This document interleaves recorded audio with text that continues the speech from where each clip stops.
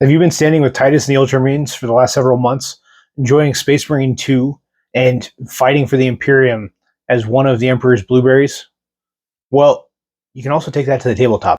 Today we're going to take the video game and transport it to the tabletop so you guys can enjoy playing as Ultramarines just like you did on the video game. It's a lot of fun to play on the tabletop, and I suspect there's going to be a lot of people that want to try out the Thousand Sons, the Tyranids, or in particular the Ultramarines, because you can actually field Titus on the tabletop there as well. And if you are curious about the Tyranids, I already made a video on that one, and I'm going to have a Thousand Sons video coming here in a little while. That one I'm going to want to do a specific book on. The lore accuracy of a lot of what happens in Space Marine 2 with the Thousand Sons is kind of iffy. So we'll tackle that in a little bit later. But today we want to talk about how to field an Ultramarines army on the tabletop that will feel like you're playing Space Marine 2.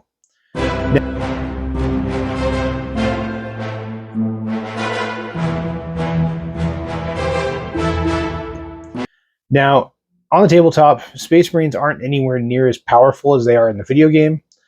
You're not going to be bodying that many units with just a standard intercessor like you are in Space Marine 2, but that's okay. There's ways to play Warhammer 40k to really enjoy that. You've got Hero mode and Horde mode, invented by Tabletop Tactics and Warhammer Podcast, that give you that feel as well. But if you're wanting to play just a standard 2,000 point army, this is how you're going to do it to get the best possible feel. And I'm sure you guys are going to really enjoy this once you guys get it on the tabletop. So if you've been hesitant or thinking about maybe trying it out, test out this army. You don't have to do all of it as well. There are people who play 500 point and 1,000 point games. So if you're curious about those, let me know in the comments below, and I'll be happy to help you out there too. As anyone who's played Space Marine 2 knows, the Ultramarines are very in-depth and kind of the poster boy Space Marines of Warhammer 40k. They're extremely popular and have some really, really cool characters, which you get to meet several of during this game.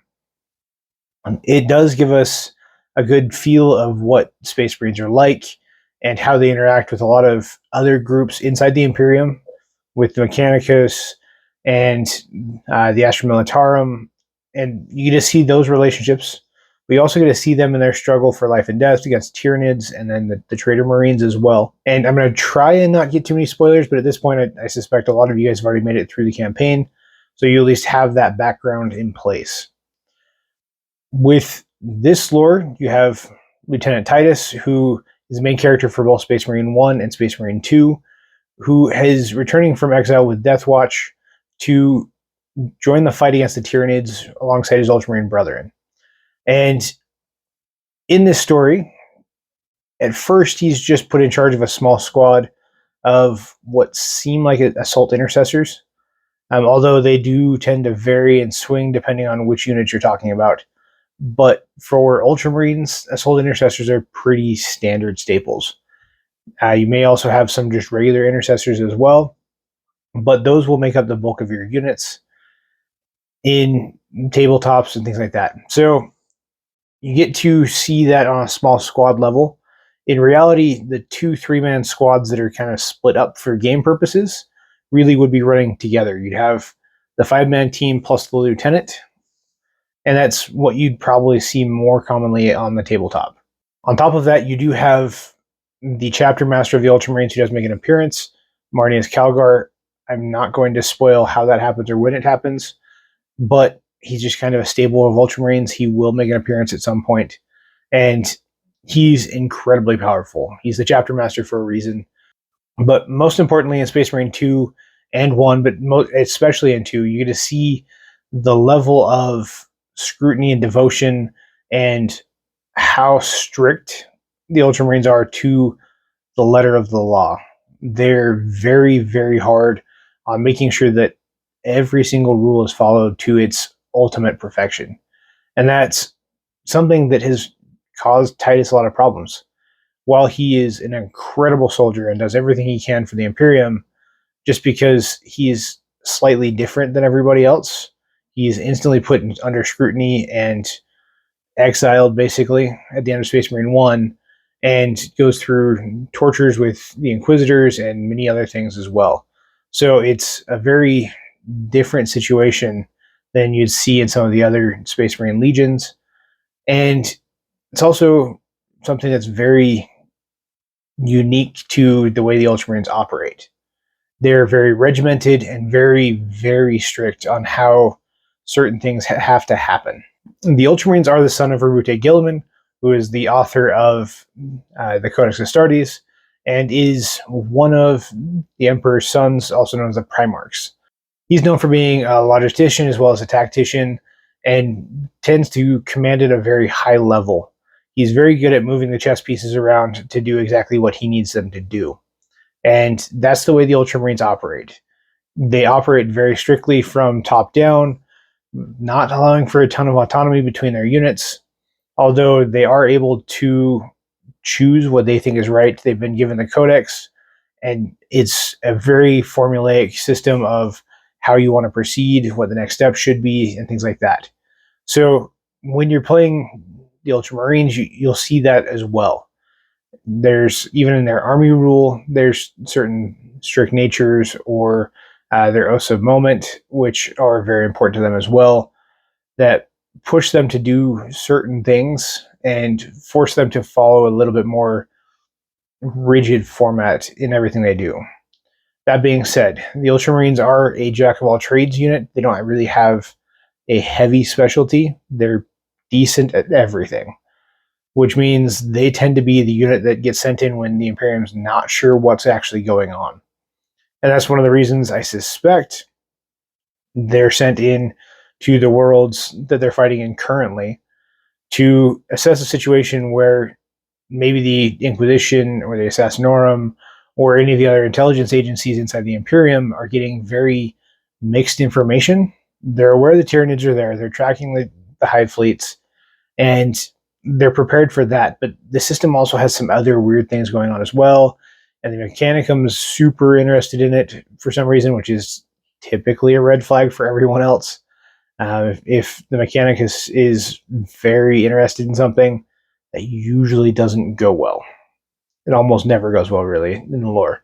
So it being a red flag as soon as the Mechanicus was so heavily invested here was one of the first reasons that probably brought a large portion of the Ultramarines to this system. Now that we've got just a simple baseline of who the Ultramarines are and why they're important to the story, let's dive into the lore-accurate units that you'd expect to see on this battlefield and why we picked them.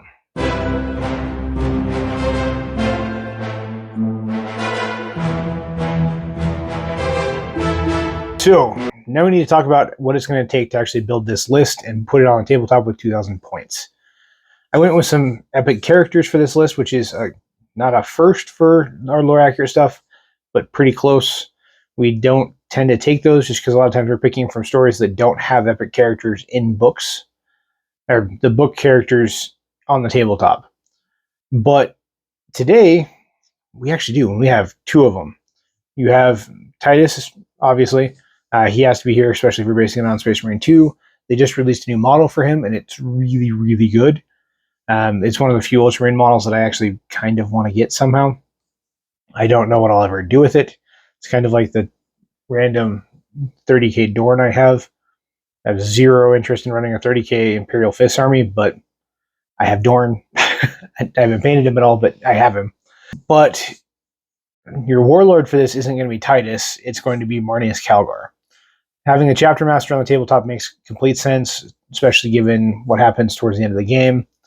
And having them on the tabletop together, I think it would be a really fun combination. Now, we do have some other characters in this list to kind of flesh it out.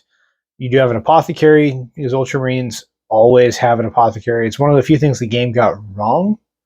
The Ultramarines apothecaries are very important to them. They're the ones who recover their gene seed as well as try and rescue injured Space Marines. They also fight on their own, which is different than how medics operate in modern warfare.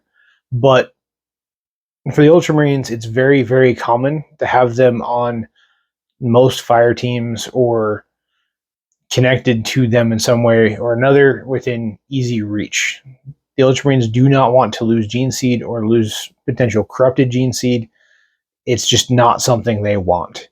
So they need to have somebody who can recover gene seed very quickly. And because of that, there will be an apothecary in this roughly, points wise, it should technically be a company, but in reality, a company is going to be about 100 Marines, and this is going to be maybe half that. So you're not going to get that full scale. If you look at, there's an actual cutscene, maybe I'll include it here if I can find it, during Space Marine 2, where you see the entire company in formation down below you. That I've heard people do the math on it, and it's usually about 2,500 points. But for this, we're going to change it up a little bit, and then we're going to take one minor change with the way the company structure should work for the second company. And we're going to add one heavy tank to it just to give you some anti-tank stuff. The second company tends to be very infantry heavy. That's just the way the Codex dictates it. So you're going to need something that can punch a little bit heavier in case you run into knights or things like that. So we did tweak that list a little bit just to make sure you get that. So for these extra characters, you do, like we just discussed, you need the apothecary, and then you need Leandris, the chaplain. I gave him a jump pack so we could lead some assault intercessors with jump packs, just to give us that jump pack feel and make sure you get that part of the game in there. And then you need a librarian.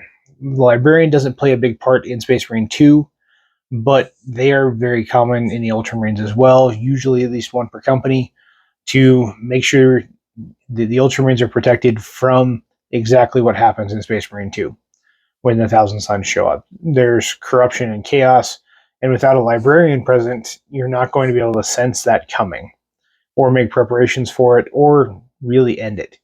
So we included a librarian here as well. It's going to be really fun to see how this ends up on the tabletop. You can make some tweaks to this. Like, librarians have a bunch of different options, whether it be a Phobos librarian, a regular librarian, or a librarian in Terminator armor. Although the Terminator armors are usually typically reserved for the first company of Ultramarines, so Terminators wouldn't be in here. When you're building your list, the librarian is one of the most adaptable characters along with the captain. So feel free to tweak this and use whichever one you want. Just make sure you have a unit they can lead, because that's where they excel, especially in 10th edition. When you have a librarian paired with another unit, there's so many different buffs and benefits they get that it's absolutely worth it. Usually I tend to run a Phobos librarian with eliminators, because depending on which detachment you use, it can actually buff them to give them either extra stealth or extra range or accuracy or hit power. So mixing them together is really good. I also do tend to use a lot of my Terminator librarian paired with some Terminators. I have one of my Dark Angels who's actually paired with my Dreadwing Knights, and they hit very hard for just a bunch of guys in heavy mech suits. But there's a lot of stuff you can do with the librarian in this list as well to really enjoy it. And you just go with a standard librarian, he can be paired with almost everything in this list. So maybe play around with him, pair him with different things, see which ones work better, and go from there. So now let's talk about the actual main units that make up this list, and maybe why we picked them, and what are some of the benefits they provide.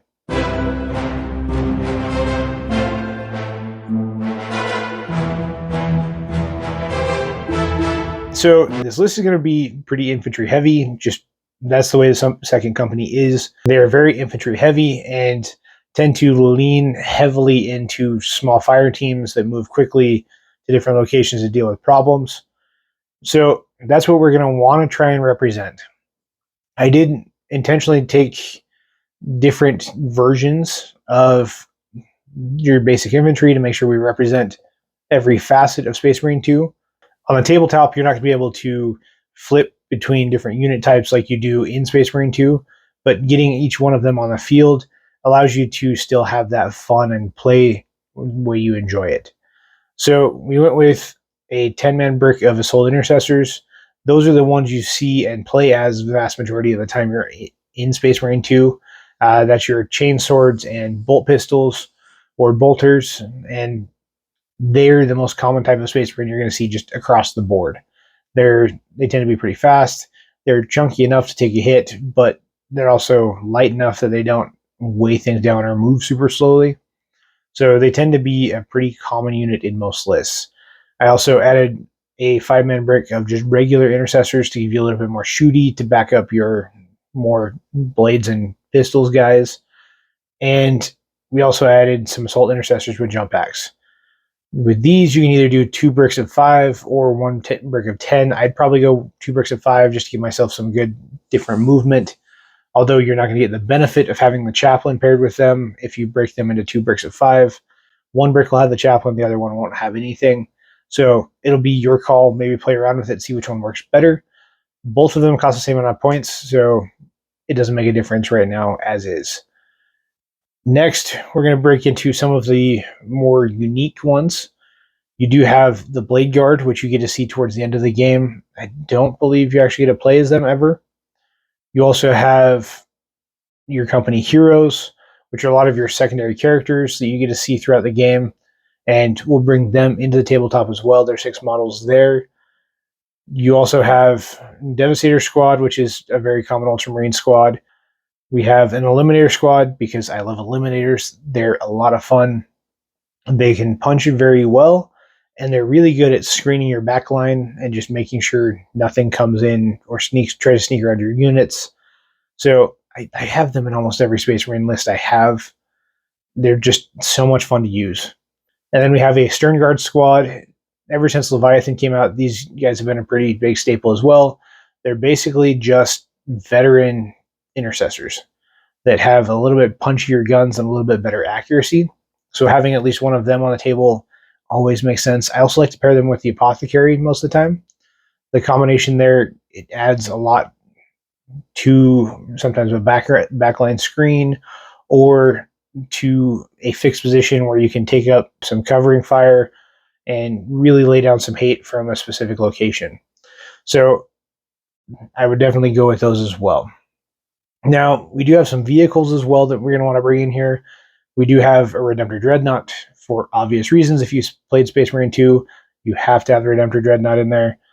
We also brought in some Impulsors to carry troops around. You get to see those throughout Space Marine 2. You never actually get to use one, which is kind of dumb. Like, that would have been a really fun level where you have to take a bunch of Space Marines in an Impulsor to a specific location and get to do some driving in that game. I know that's an entirely different mechanic, so it probably didn't work. But maybe Space Marine 3, you'll figure that one out. But we've included 3 of those, and we've included 1 Gladiator Lancer. The Gladiator Lancer is one of the heavier tanks that the Space Marines have. And this is so that you have something to punch up against some of the bigger stuff in case someone like the Lord of Change or Magnus or any of the other loyalists or the Creator Primarchs show up, or you get stuck against a Knight. You need to have something that can go into that fight and hang it and really do something. The Redemptor Dreadnought may help. He can punch pretty heavily as well. Now that we've talked about what units we're going to be having in this lore accurate list, let's talk about how much it's going to cost, because that's really the big question here. And some of these units will be a little bit expensive because they're a little bit more specialty. So let's dive into that next and see what it'll cost you.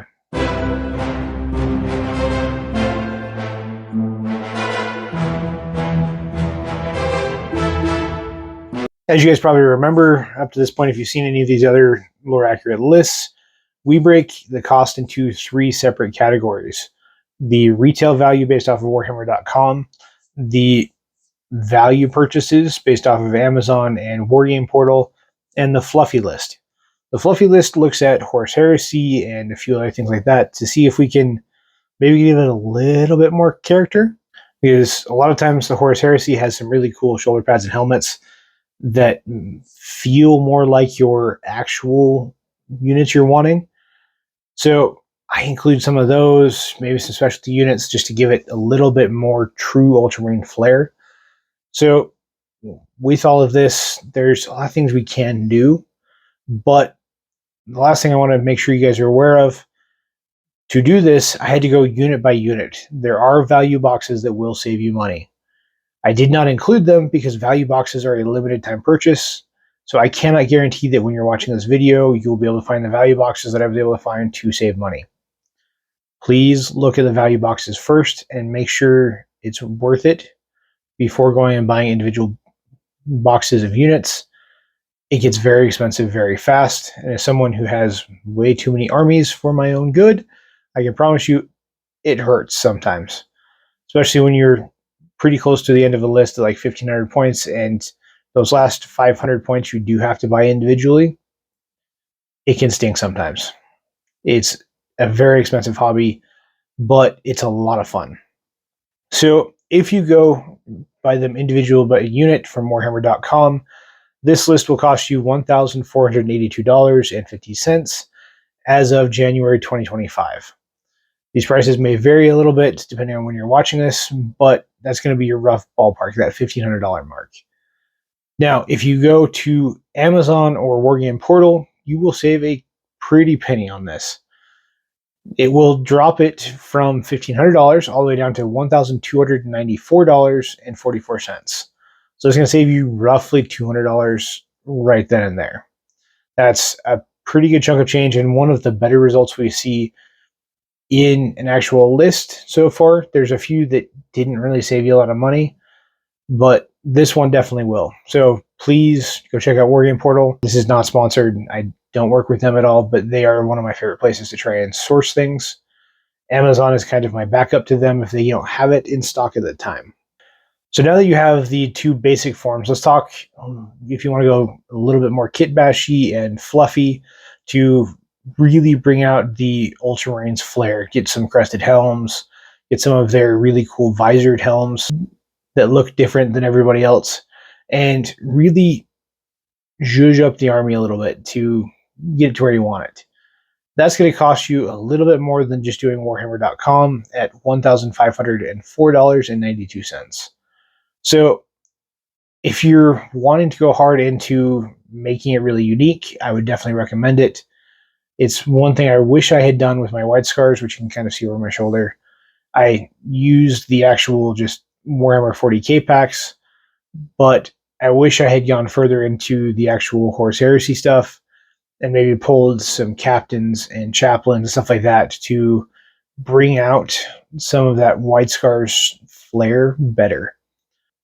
Finding something that looks a little bit better is definitely something I plan to do eventually once I finish off all of the other armies I have to paint and prep and stuff like that, because we have quite the collection now in my playgroup that's all stored here in this office.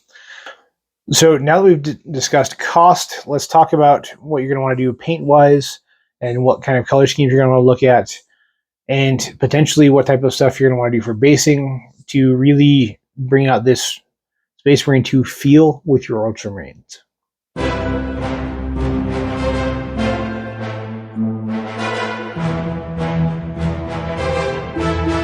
Good. Now that you have your Ultramarines, you're ready to go. How are you going to paint them to make them look like they're from Warhammer 40k? I'm not the best painter in the world. I do a decent job. I've placed at some local painting contests, but I definitely wouldn't say I'm to the tier of a lot of the other miniature painters you find on YouTube. So I would definitely recommend going and checking out those for details. We're just going to cover the basic paint scheme, stuff like that, maybe some basing you may want to consider doing to get that feel. Now, there's a lot of blue and a lot of gold when it comes to the Ultramarines. Those are going to be your two heaviest colors to really make it feel like the Ultramarines. There's a lot of really good transfers as well to get the right shoulder crests and Legion symbols, stuff like that, onto their armor as well. When making the Ultramarines, you shouldn't have a hard time getting the right color scheme. It's pretty simple. I would prime in black, then do some different blues. There's actual Ultramarine blue is one of the colors. So maybe play around with it. You may want to lean slightly darker or lighter, just depending on how you want to do it. and that's fine. As long as you have the base color scheme and the right symbols in the right places, people are going to know it's Ultramarines. Now, on top of that, typically, if you look at Space Marine 2, the Ultramarines have red visors. Not every Legion has the same color visor. Some have green, some have yellow, some have red. It depends on which Legion you're looking at. Sometimes it depends on which mark of helmet as well, which version of the helmet as well. So keep that in mind. I would typically go with the red. It looks really good against the blue. That also looks really good on white and black as well. So that tends to be the lens color I go with anyways. So that's going to be your basic paint color scheme. I'll just make sure I pop a picture up here one more time, just so you can actually get a good look at what an Ultramarine is going to look like painted. That is not me who painted it. I do not actually own any Ultramarines. They're not really my faction. I do love them in Space Marine 2, but that's going to be the extent of Ultramarines for me. Now, basing wise, the nice part of this game is it gives you 3 very different environments, whether it be a city, a jungle, or a very rubble-strewn kind of tundra. So you can base it however you want. There's a lot of really good materials. I personally love army painter stuff. I'm kind of an army painter guy. I love their metallic paints as well. But getting basing, you can use some tufts of grass. They have some really good dirt and stuff like that to fill it out and make it look good. You can always get fake plants from Walmart and just get like the little ones so that you can get little ferns to make it look more jungle-y if you want. There's a lot of really cool stuff there as well. Once again, I'm not a professional painter. I do an okay job of painting to make them passable and look nice enough to take out the house to go play. If you're wanting to go deep into how to base or how to paint, there's dozens of really good YouTubers who do deep tutorials. I would definitely recommend checking them out. But that's what you're going to need to do to get them ready for the tabletop. So now that you've got them painted, well, now you have picked the units, purchased them, and painted them, let's talk about what they're going to do on a tabletop and maybe some of the rules you're going to do to get that Space Marine 2 feel as best you can.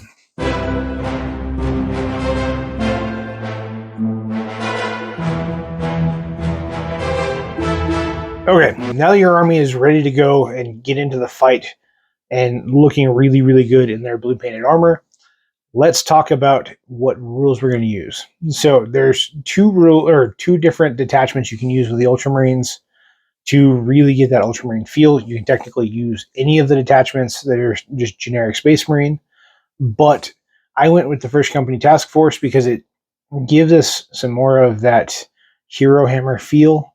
It makes your units a little bit more punchy and gives them some special abilities on Oath of Moment that are a lot of fun. You can go with the Vanguard Task Force as well. It's a good one, and it will run quite well as on the tabletop as well, so I kind of consider them interchangeable long term. But to get that full Space Marine 2 feel, I went with the First Company Task Force for this. Now, you're going to play it kind of like you would in Space Marine 2, or kind of like you see going on in the background, where your leaders and your single fire teams will move independently from each other and will sometimes coordinate in simple strikes. You'll use impulsors to move certain units around. You'll have to keep some back to screen the back line, while the rest move to try and do various different objectives. And that's going to be pretty easy for the Ultramarines. The only time you're going to run into issues is if you get the big heavies coming in. They can be very destructive, and that's where you're going to need to use your Gladiator Lancer and Marnie's Cavalry, his units, to clear those out and get them out of your way. It shouldn't be too hard to play and pick up. It's a lot of fun once you get them on the tabletop and you get them running. Space Marines, while they're the most common, they're fun to play. They really are. And they're a good way to get into the hobby if you haven't already started. So with everything we've got here, you should be ready to play. And if you have any questions or anything else you would not want me to cover or talk about more, let me know down in the comments below. We've got a lot coming up. We just started my Fiction to 40K series as well with the last episode with the Rohirrim. And I've got a few more books that I'm wanting to convert armies into 40k armies for you, and just give you some of the fun side of Warhammer 40k that not a lot of people actually talk about on here, but it's one of my favorite parts. Your ability to bring out your imagination and do some really cool stuff with. So let me know in the comments below if there's any books you guys want to see. We have some really fun ones coming up. I don't want to spoil them yet because I don't know which order they're going to be in at this moment. But I think you guys are going to really love it, and I will see you guys later.